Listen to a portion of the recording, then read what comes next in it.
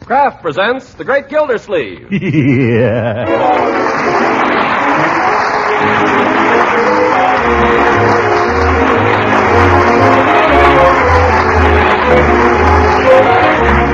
The Kraft Cheese Company, who also bring you Bing Crosby every Thursday night, present each week at this time Harold Perry as The Great Gildersleeve, written by John Whedon and Sam Moore. We'll hear from The Great Gildersleeve in just a moment.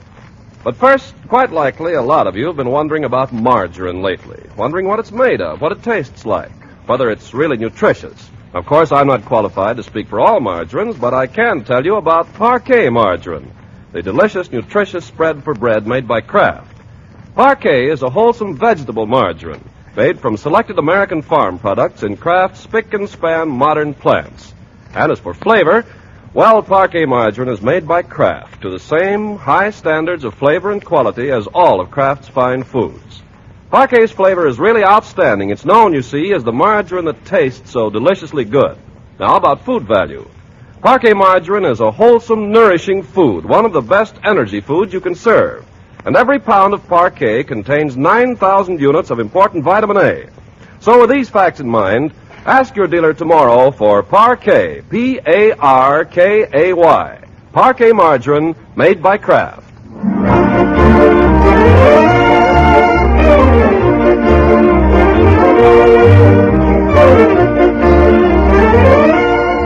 Well, now let's see what's happening with the Great Gildersleeve. It's 5 o'clock in the afternoon, and the great man is just arriving home. He's a little early this afternoon, since big things are afoot. And as he enters the house, he finds Marjorie and Leroy in the parlor. Well, happy little family. You're looking very pretty, my dear. Thank you, Uncle Morris. So are you, Leroy. Yeah. Mr. Gildersleeve, Miss Ransom just phoned. She wants you to come right over. Oh, well, I'm going right over, Bertie. Thank you. Yes, sir. What's going on over there, Unc? Everybody's invited but me. Well, it's not exactly a party, Leroy. It's a committee meeting. We're going to raise some money to buy the town a new fire engine. A new fire engine? Yeah, the old one's got no pumping power, and besides, it never gets to the fire till a half an hour too late. Oh, that's not on account of the engine, Uncle Mort. It's on account of the driver. Yeah, what are you talking about? Well, Charlie Prentice drives the fire engine, and Charlie is nuts about a girl that lives way out on Lincoln Avenue. Well, what of it? Well, every time they go to a fire, Charlie drives past her house no matter where the fire is. I don't believe that, Leroy. Well, you can ask anybody. When they go past the house, he waves at her and she waves back at him. Unless her old man's home. Yep. Leroy, I'm sure that story is nonsense, but I'll look into it. We'll have no 3-alarm courtships in this town if I can help it.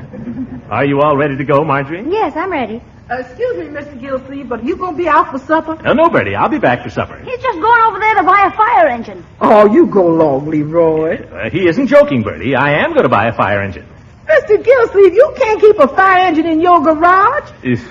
I'm not going to buy it for myself, Bertie. The town of Summerfield's going to buy it. I'm just a member of a committee to raise the money. Oh.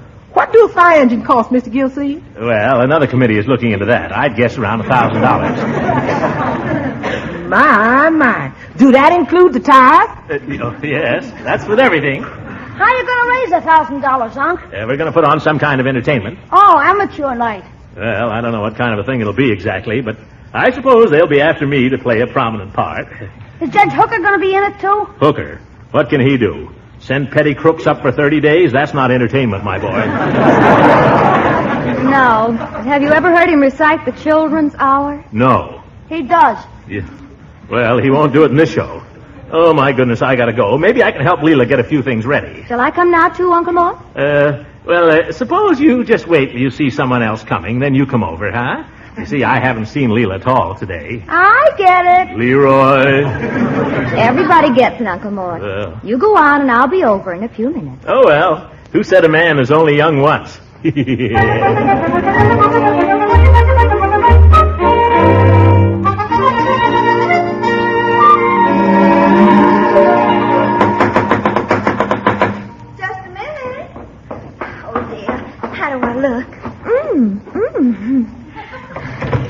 Throckmorton, I was afraid it was some of the others. Am I early? I hope. Well, there's nobody else here yet, if that's what you mean. Oh, good. You know, I'm so excited. I love giving tea parties, don't you? Now, let's see, there'll be Marjorie and Judge Hooker and Dr. Pettibone and Mrs. Pettibone. Why did Hooker have to ring her in for? She always wants to run everything. But this is one show Mrs. Pettibone's not going to run. Well, I hope we'll get to play opposite each other, Throckmorton. Wouldn't that be romantic? We will. Either they make you my leading lady or I don't accept the part. And I hope it will be a costume play. Well, I think something with a little singing in it would go well. You know, I have this perfectly gorgeous costume. It was my great-grandmother Winfield's wedding gown with a hoop skirt and no shoulders and all. Oh, I'd like to see that. I wore it in a performance we gave down in Savannah, and it was a tremendous success. The gown, I mean. The entertainment lost money, but the boll weevil was bad that year. Well, the gown is in, definitely. Gracious, here I am rambling on, and I've got biscuits in the oven. I'll have to ask you to excuse me for a moment, Throckmorton. Don't get nervous. Let me come and help you. Oh, goodness, no. You sit down, and I'll be right back. Oh, no, let me help. Oh, the kitchen is a mess, and I must apologize for the way I look. I'm a perfect fright in this old apron and all. That's the cutest apron I ever saw in my life. Ruffles. Oh, gracious, it's just an old thing I had around the house, and I'm afraid I'll probably have flour on my nose. You're adorable with flour on your nose. Have I? Where? Want me to show you? Please. Right there.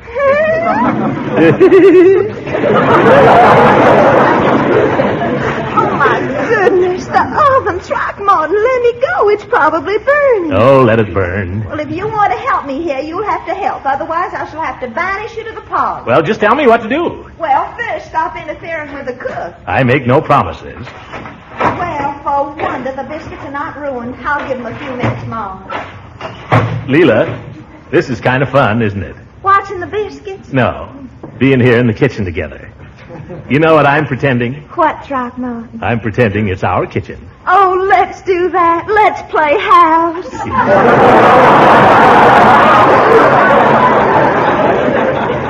Yes, let's.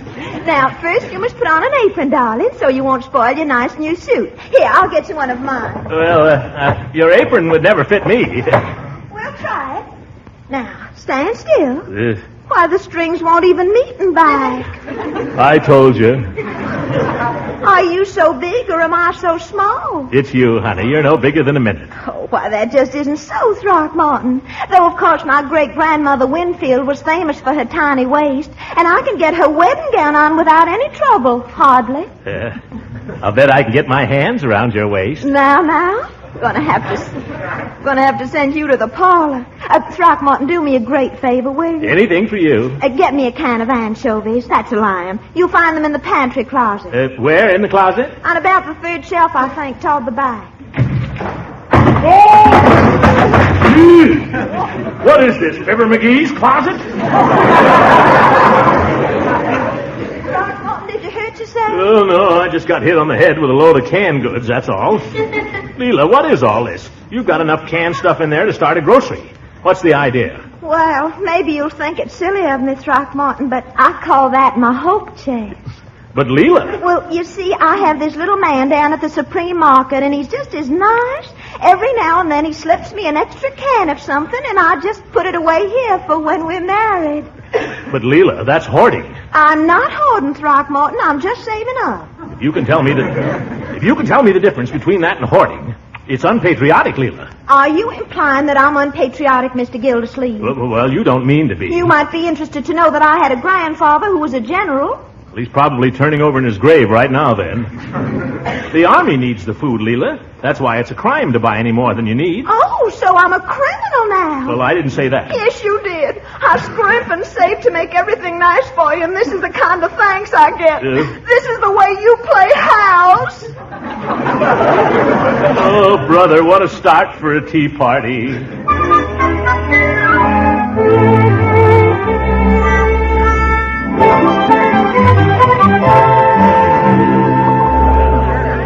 More tea, Mrs. Pettibone? Oh, thank you, Marjorie. Well, if you ask me, I think what we ought to do is give a concert. After all, we have some very fine talent here in Summerfield. Mrs. Ransom plays the piano beautifully. Oh, Throckmorton. You do. And I'm told that our friend Peavy here is a real artist on the flute. Well, no, I wouldn't say that. I haven't played since the town band broke up, and then it was a piccolo. Oh, well, that's all right. You can practice up, Peavy. Then there's Dr. Pettibone here. I'm sure he has his musical side. How about it, Doctor? Oh, I'm a wizard with the saw.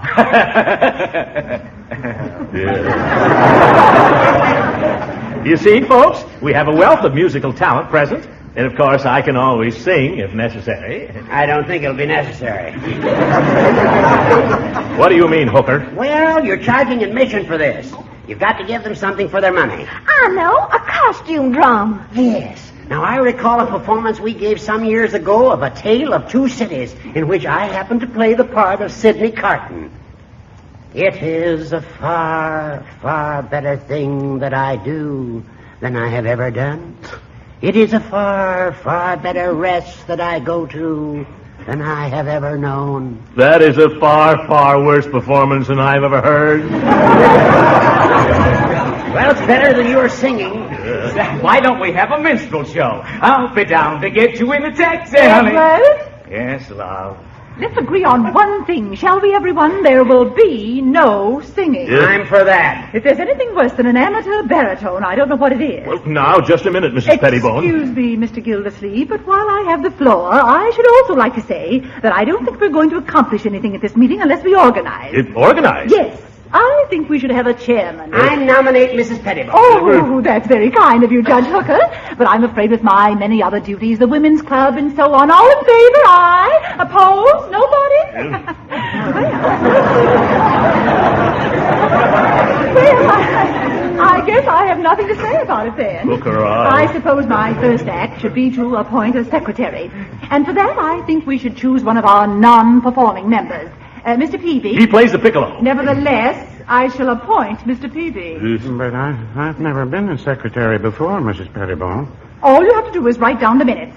Give him a pencil and paper, somebody. Now, there arises the question of what type of entertainment we're going to give. Chairman asked what type of entertainment. I think we ought to give them a good drama, like A Tale of Two Cities. Why don't we give them something more popular? Something that's been on Broadway. Oh, I think a costume play would be I fine. still think we ought to do something musical. Just a moment. Would you repeat those suggestions, please, for the minute? Yes. Never mind, Mr. Peavy. As chairman, I think I can settle this very quickly. It happens that I have a play which I wrote myself that I think would be perfect. Chairman suggested own play. Is there any singing in it, Mrs. Pettibone? No. Oh. Gildersleeve wants to sing. But I'm sure you'll like the story, Mr. Gildersleeve. It's about this terribly attractive man. He comes home from Paris and runs into this sweet young thing. Oh, Leela. And they fall madly in love. Sounds very interesting. Go on. Would you repeat that, please, for the minute? Later, Mr. Peavy. I won't tell you the whole plot now, but it's a wonderful part for the right man. Oh, great. And I think it would be perfect for Judge Hooker. Yeah, Hooker! I thought this was supposed to be a romantic part. Well, whom would you suggest, Mr. Gildersleeve? Well, I wouldn't want to suggest anybody, but there must be 2 or 3 people here who could do better than the part than Hooker. 2, anyway. Or 1, at least. Would you repeat that, please, for the minute? Oh, never mind. Don't tell me you think you could play the part, Gildy. Well, what's wrong with that? Can you imagine Gildersleeve as a lover? Why, Gildersleeve, you're 60 pounds overweight. I told you 6 months ago, keep eating those starches, you'll bust those arches. Nobody loves a fat man, you know that. Leela, do you agree with that? Well, no, Throckmorton, of course not. But I do think they've got a point. Oh, you too, eh? Now, don't take it so personally, Throckmorton. After all, your waistline is something you just can't get around. Very good. Gildersleeve's waistline is something you can't get around. Wait a minute. I don't see that that's so very funny. Now, Marjorie. My uncle may be a little big, but I'd rather be big like him than small and mean like all of you. Never mind, my dear. Let you and I go home. And he can sing, too. Gildersleeve, you're acting like a spoiled baby. Really, Mr. Gildersleeve, I must say. Throckmorton, in my own house, I think you might show a little more consideration. I'll show you some consideration. I'm going home. But before I go, I want to say that for a bunch of ignorant, incompetent, stupid people, this committee takes the cake. Would someone repeat that, please, for the minute?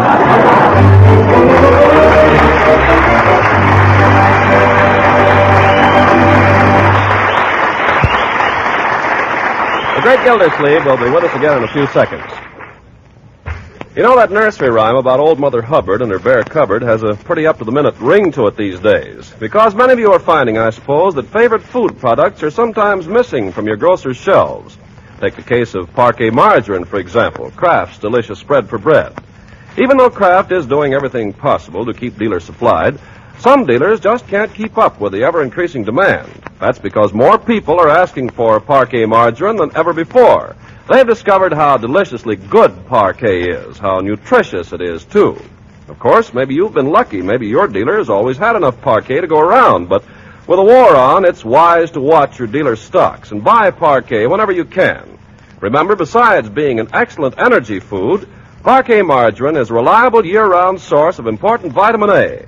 So always watch for, always ask for Parquet, P-A-R-K-A-Y. Parquet Margarine, made by Kraft.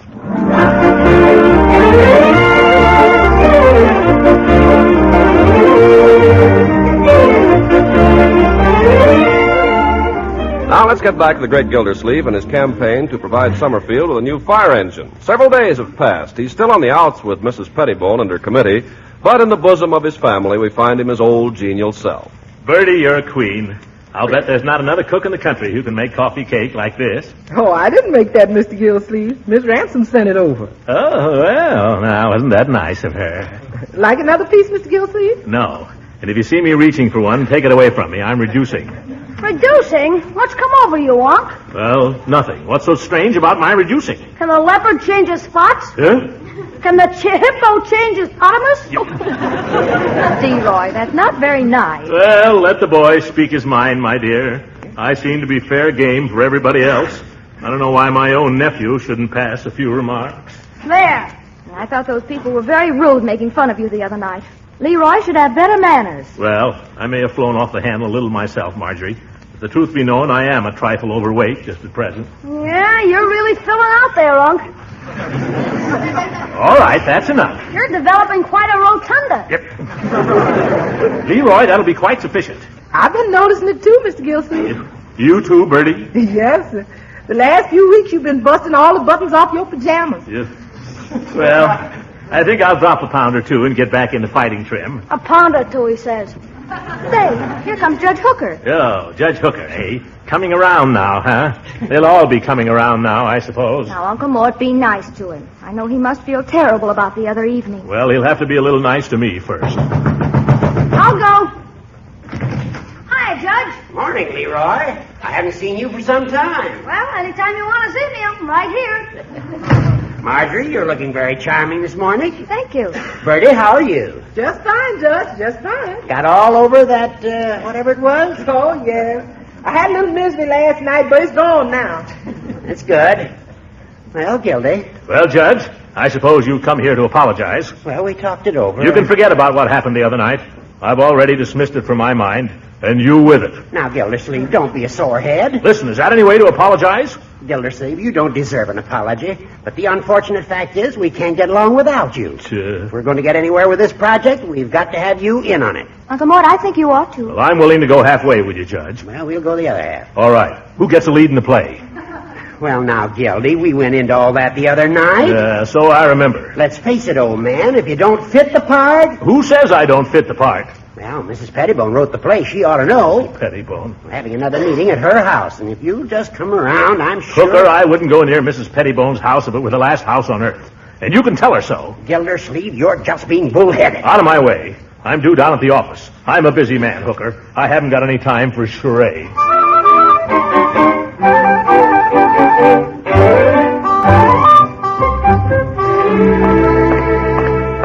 Mr. Gildersleeve. Mrs. Pettibone. Oh, Mr. Gildersleeve. She's been laying for me. Oh, hello, Mrs. Pettibone. Oh, you've been avoiding me, Mr. Gildersleeve. Oh, no, I haven't. I've been busy. Oh, yes, you have. But you know, I don't blame you. A man in your position must have so many things on his mind. Well, as a matter of fact, I have. Now, today I have to see a man at 11, and then I have to see another man at 11:30. Oh, think of that.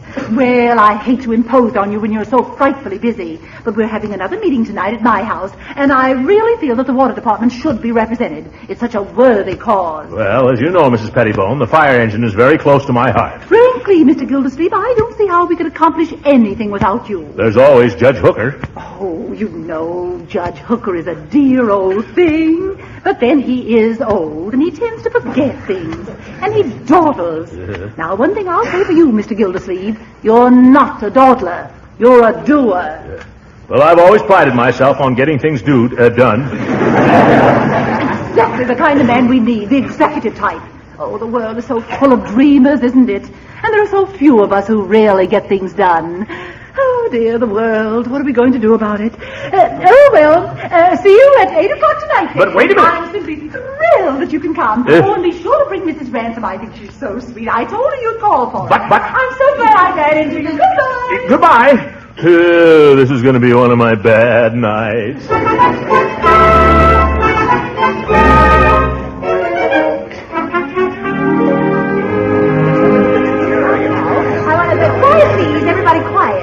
Any moment now, Mr. Gildersleeve will be arriving. We are very happy to have him back with us, and let's show him we are, shall we? Well, I don't know why not. How shall we do that, Mrs. Pettibone? Well, that's a very good question, Mr. Peavy. Well, in the first place, none of us think Mr. Gildersleeve is fat anymore, do we? Well, no, I wouldn't say that. Oh, don't be so literal, Peavy. She means nobody should make any remarks about his figure. And one more thing. Remember that Mr. Gildersleeve is not completely won over yet. The question of the play remains a delicate point, and I suggest you let me handle that. Shall I go, love? Will you, love? Yes, love. Now, we're all clear on everything? Oh, yes. So. Well, of all people, Gildersleeve and Mrs. Ransom. Gildersleeve, I never saw you looking better. Mrs. Ransom, you look like $1 million. Oh, now, don't. Oh, I should have gone myself. Oh, Mr. Gildersleeve, I'm so glad to see you. And Mrs. Ransom. Good evening, Mrs. Pettibone. Mrs. Pettibone, I want to make one thing clear to your committee. I'm only here because I believe in fire engines. Oh, so public-spirited. I quite understand, Mr. Gildersleeve, and believe me, all of us appreciate your generosity. Good evening, Throckmorton. Leela, glad to see you. Good evening, Judge. Hello, Mr. Gildersleeve. You've lost a little flesh, haven't you? I don't really know, Peavy. I fluctuate, of course. Mr. Gildersleeve, Mrs. Ransom, won't you sit down, please? Thank you. Now, as you all know, we've made quite a little progress in planning our entertainment. And I would like to call on the chairman of the different committees to make their reports. Let me see now, Judge Hooker. I believe you were the auditorium committee. Yes, ma'am. I'm very happy to report that we've been offered the Elks Hall for the night of the show. Will it cost us anything? No, but we'll have to let the Elks in at half price. Oh, thank you, Judge. Isn't that splendid, Mr. Gildersleeve? Just fine, Mrs. Pettibone. Congratulations, Judge. Mrs. Pettibone, can I make my report now? Mr. Peavy, if you don't mind, I'll call on my husband first. I know he has some very good news for us on the ticket situation. Speak up, love. Well, Fred Rosenoff is going to print the tickets for us, and if they're all sold, that'll bring in almost $1,500. Oh, I think that's marvelous, Dr. Pettibone. That's an awful lot of money. Of course, so far we haven't sold any. Is Rosenoff charging us to print the tickets? Oh, no, he has a bad gallbladder I'm looking at. Could I make my report now, please? Just a minute, Peavy. Mrs. Pettibone, I'd like to say a few words. Oh, Mr. Gildersleeve will be so pleased, won't we? Of course, Gildy. Go right ahead. Thank you. Would just like to say that I think the committee has done a wonderful job, and I'm proud to be associated with the committee. That's all. Mrs. Pettibone, I'd like to have some idea about the show. Oh, of course, my dear. One thing I meant to tell you. We have a wonderful part for you in which you simply must wear that lovely dress you were telling me about. Oh, now, isn't that thrilling, Throckmorton? You hear? That's fine, Oh, Lila. may I say at this time how pleased I am that we've all forgotten our little differences. And I'm sure we're all going to put our shoulders to the wheel and all pull together.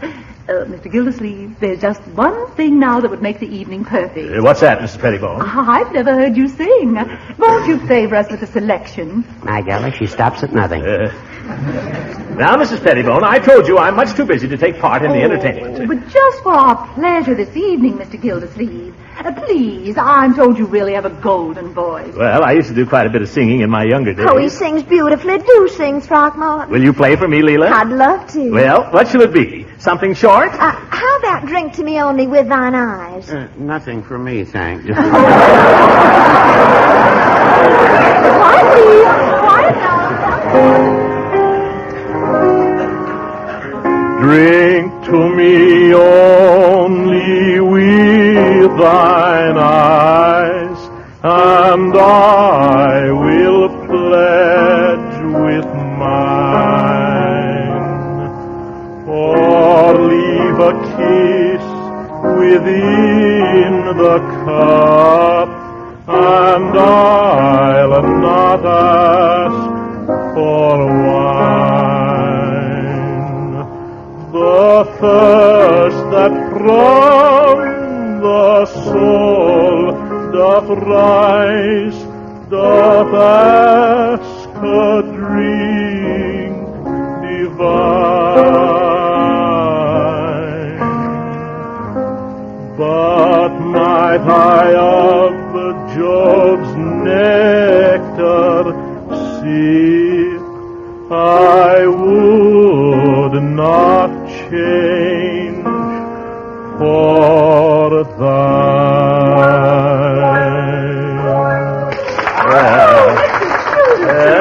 How magnificent. Oh, you think so? Oh, simply thrilling, and it's given me a perfectly marvelous idea for my play. Oh, it has? Yes, a twist to the story, where a famous opera star comes to this little town where the heroine lives. That's Mrs. Ransom. Oh. And of course, when she hears him sing, she falls head over heels in love with him. Naturally. Oh, Mr. Gildersleeve, you've got to play the part. Oh, no. No, please, remember our cause, Mr. Gildersleeve. Well, for the sake of the fire engine, all right. Oh, splendid. That's fine, Oh, Gildy. isn't that wonderful? I'm so happy. I just know the play is going to be a tremendous success. Yeah, who knows? Maybe we'll take in enough money to buy 2 fire engines. Mrs. Pettibone, could I make my committee report now, please? Oh, of course, Mr. Peavy. I'm terribly sorry.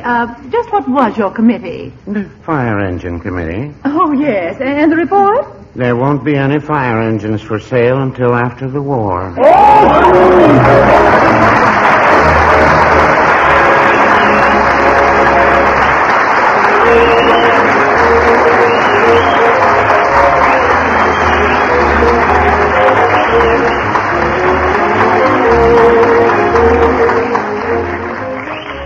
Well, there's been a lot of kidding around here about Gildersleeve's stomach, but I guess we're all a little concerned about our stomachs these days and what we're going to put in them.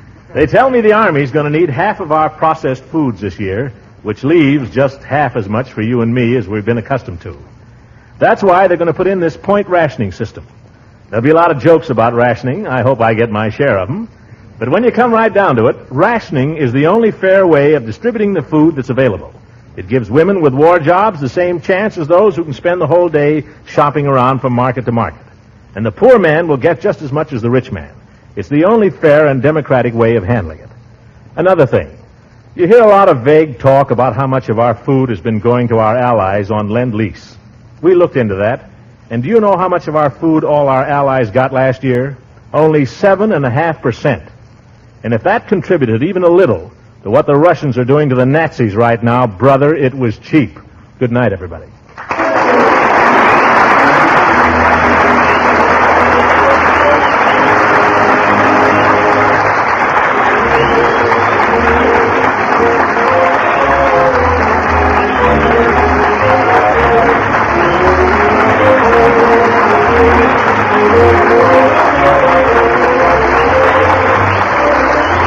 This is Ken Carpenter speaking for the Kraft Cheese Company, inviting you to listen again next week for the further adventures of the great Gildersleeve.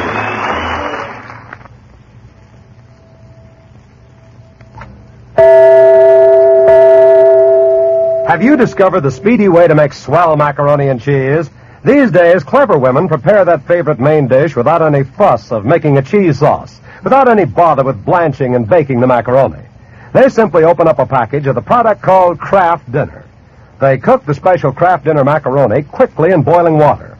And with the Kraft Grated, which also comes in each Kraft Dinner package, they sprinkle the cheese flavor through and through. Presto, the dinner main dish is ready in only 7 minutes cooking time. And the cost is only a very few cents a serving. But the best part of it is, Kraft Dinner macaroni and cheese is extra special good. Fluffy, light, and drenched in cheese flavor. When good cooks discover the 7-minute way of making macaroni and cheese, they say never again to the old-fashioned slow method. Of course, Kraft Dinner is extra popular these days. You can help your dealer with his problem of keeping stocked by ordering your Kraft Dinner early in the week. This program reached you from Hollywood. This is the National Broadcasting Company.